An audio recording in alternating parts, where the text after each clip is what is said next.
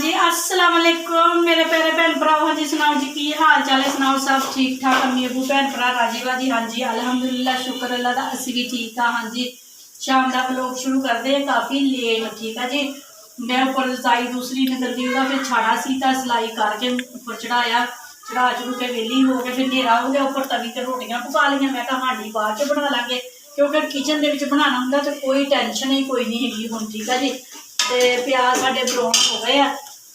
मेरे भैन भरावां नूं पता है अदरक लसन हरियां मिर्चा टमाटर बिस्मिल्लाह।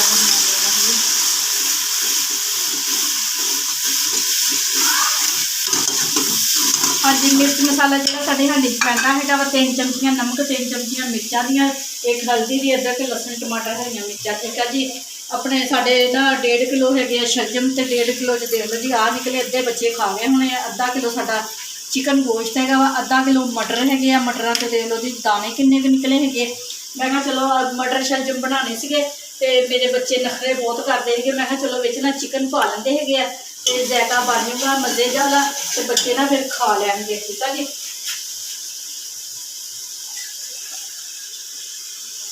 तो कल मकरोनी इन्होंने बनाती सी।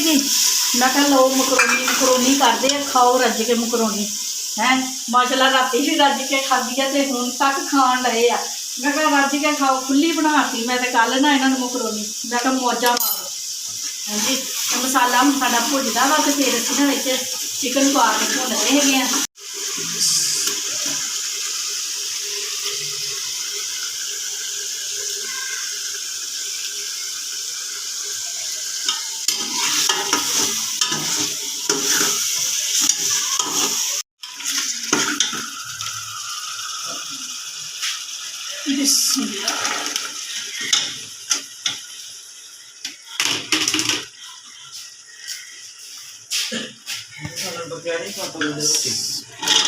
बस 5 मिनट हांडी पक जाए।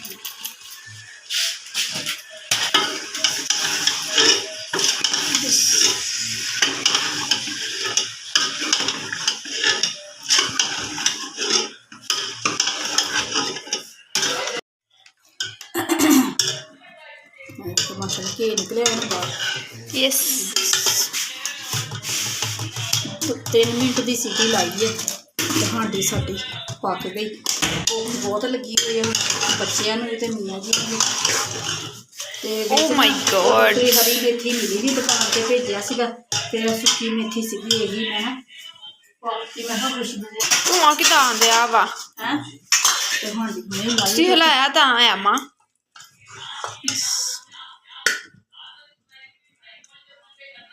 अपने पापा ने जाओ देख रोटियां मोहम्मद बूटे को सालन दे के आओ।